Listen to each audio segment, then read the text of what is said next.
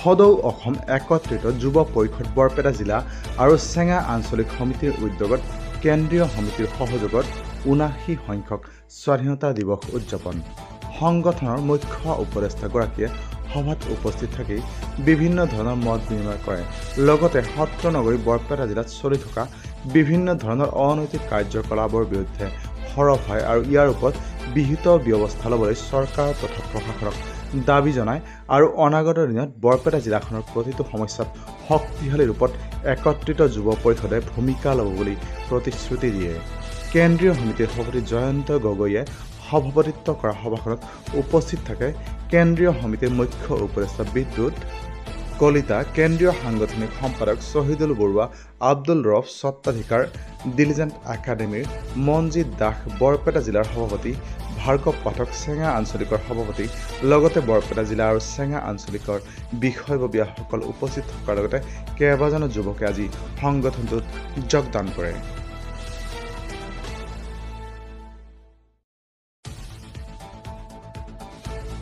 চেঙাৰ পৰা শহীদুল বৰুৱাৰ report, news time 3।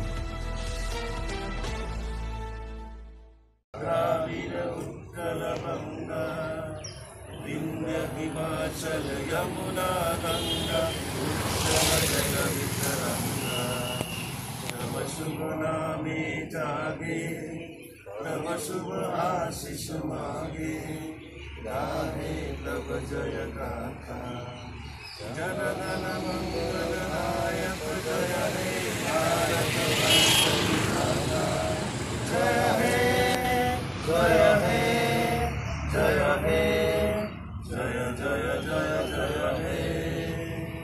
Bharat माता की जय, भारत माता की जय, भारत माता की जय।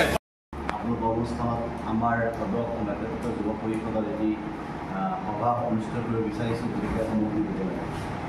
হয়তো যদি সোমাই লৈছোঁ, মই বিশেষ অসুবিধা আছিলোঁ, গতিকে সেই ফোনযোগে তেওঁক মই অনুমতি প্ৰদান কৰিছিলোঁ। আজি হয়তো যিসকল বিষয়ববীয়াক মই উপস্থিত হৈ লগ পাইছোঁ, মই নিশ্চয় আনন্দিত। গতিকে এনেকুৱা এখন সংগঠন আচলতে আমি জীয়াই ৰাখিব লাগিব। আমাৰ জাতিৰ স্বাৰ্থত, আমাৰ অসমত যি বিভাজিত অসমৰ একত্ৰিত কৰাৰ স্বাৰ্থত, এনেকুৱা সংগঠনক জীয়াই ৰখাৰ স্বাৰ্থত মই ভাবোঁ অকল আজি এনেকুৱা এখন সভা আমাৰ ৰুমৰ ভিতৰত নহয়, মুকলিমূৰীয়াকৈ আমি ৰাজ্যিক ভিত্তিত, জিলা ভিত্তিত আমি অনুষ্ঠিত কৰিব পাৰোঁ। তেতিয়াতে মানুহে গম পাব যে কি 40টা সদৌ সংগঠিত যুৱজাতীয় পৰিষদ। ইয়াৰ মূল অৰ্থ কি ইতিমধ্যে বিদ্যুৎ দাই কিছু প্ৰকাশ কৰিছে। তো মই যদিও সংগঠনৰ লগত জড়িত নহওঁ, মই অলৰেডি তেখেতক সুধিছোঁ যে আপোনালোকৰ মেমৰেণ্ডাম আছে নেকি? তেখেতে কৈছে আছে। গতিকে মই পৰৱৰ্তী সময়ত এই সংগঠনৰ কিছু মই চোৱাৰ পিছত দাদাৰ নাম্বাৰটো লৈছোঁ। সময় লৈ বেলতলা মোৰ চিনাকি ঠাই, মই তাতে থাকি ডাঙৰ দীঘল হোৱা এটা সময়ত, গতিকে খুব কম সময়ত মই যোগাযোগ কৰিম আপোনালোকৰ লগত। আৰু এই অনুষ্ঠানখনৰ দীৰ্ঘায়ু কামনা কৰিছোঁ। ইয়াত জড়িত প্ৰত্যেকজন ব্যক্তি ইয়াত যাতে নিজৰ স্বাৰ্থতকৈ জাতিৰ স্বাৰ্থক আগত ৰাখি কাম কৰি যাব পাৰোঁ, তাৰ প্ৰতি আশা ৰাখি মই বক্তব্য ৰাখিছোঁ। ধন্যবাদ। জয় অসম। জুলাই 28 তাৰিখে আমাৰ 4 বছৰ হৈ গৈছে। ইতিমধ্যে এইটোত আমাৰ কেঞ্চাৰ পেচেণ্টসকলক আমি বহুত কম খৰচতে থকা খোৱাৰ সুবিধা আমি দিয়া হয়। এইটো আমাৰ অসমীয়া বিদ্যুৎ কলিতা ডাঙৰে আৰম্ভ কৰিছিলে। তাৰপিছত আমাৰ সংগঠনৰ নামত তেখেতে উৎসৰ্গা কৰাৰ নিচিনা হৈছে। গতিকে আমি আমাৰ এতিয়া 4 বছৰ অতিক্ৰম কৰিলে আমি যোৱা 28 জুলাইত আমি 4 বছৰ যি বৰ্ষপতি আমি অনুষ্ঠানটো আয়োজন কৰিলোঁ মুম্বাইতে।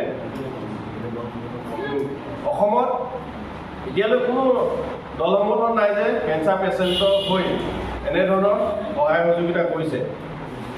নদাত কোনোবাই কিছুমান বেলেগ ধৰণে কিছুমান কাম কৰিছে, কিন্তু চৰকাৰী কাম কাজত যিবিলাক বিসংগতি আছে, সেই বিসংগতিবোৰ প্ৰথমতে আমি চৰকাৰীক আঙুলিয়াই দিয়াৰ ব্যৱস্থা কৰিছিলোঁ। চৰকাৰৰ আগত আমি দাঙি ধৰাৰ ব্যৱস্থাটো কৰিছিলোঁ। তাৰ বাবে বিভিন্ন মাধ্যম আছে। আমি সংবাদ মেল জড়িত কৰিছিলোঁ, আমি আন্দোলনৰ জড়িত কৰিছিলোঁ। আমি তেনেকৈ আৰম্ভ কৰিলোঁ। তাৰপিছত লাহে লাহে আমাৰ কি হ'ল, গুৱাহাটীত আমাৰ কাম কাজ দেখি বিভিন্নজনে আমাৰ লগত যোগদান কৰিলে। বিভিন্নজনে আমাৰ লগত বিভিন্ন দল সংগঠনৰ পৰা আহিলে, আছুৰ পৰা আহিলে, AGYCPৰ পৰা আহিছে, উন্নয়ন পৰিষদৰ পৰা আহিছে, তাৰপাছতে ৰাইজৰ কৃষক মুক্তি সংগ্ৰাম সমিতিৰ পৰা আহিছে, তাৰপিছত তেনেকৈ আমি দলটো আৰম্ভ কৰিলোঁ। যেতিয়া কা আন্দোলন হৈছিলে, কা আন্দোলন হওঁতেনে আপোনালোকে সকলোৱে জানে আচলতে কি হ'ল, সংগঠন বুলি ক'লে যে সদায় উজনি অসমৰ পৰা চিন্তা কৰা মানুহ যে উজনি অসমৰ সংগঠনবিলাক ষ্ট্ৰং। আজি আমাৰ এতিয়া কি হয় নামনি অসমত, এইটো সত্য দেই, ময়ো নামনি অসমৰ ল'ৰা। আমাৰ কি হয় সংগঠন বুলি ক'লে ঘৰৰ পৰা মাতিব লাগিব, এই আজি মিটিংখন চাই আহিছোঁ, এই অমুক আহিছে। কিন্তু মই উজনিত দেখিছোঁ, শিৱসাগৰত হওক, তিনিচুকীয়াত হওক, ডিব্ৰুগড়ত হওক, যোৰহাটত হওক, তাত কি হয় যেনে প্ৰতিটো ল'ৰা, প্ৰতিটো যুৱক কোনোবা নহয় কোনোবা এটা সংগঠনত জড়িত হৈ আছে। এইটো কিন্তু উজনি অসমত দেখিছোঁ, সেয়া হিন্দু হওক মুছলমানৰ যোনে নহওক, প্ৰতিটো ল'ৰা প্ৰতিটো যুৱকে কিবা নহয় কিবা এটা সংগঠনৰ লগত জড়িত হৈ আছে। কিন্তু আমাৰ ইয়াতে ল'ৰাবিলাক কি হয়, ল'ৰাখিনি আমাৰ কি হয়, আমি অলপ লাজ ভয় নে কি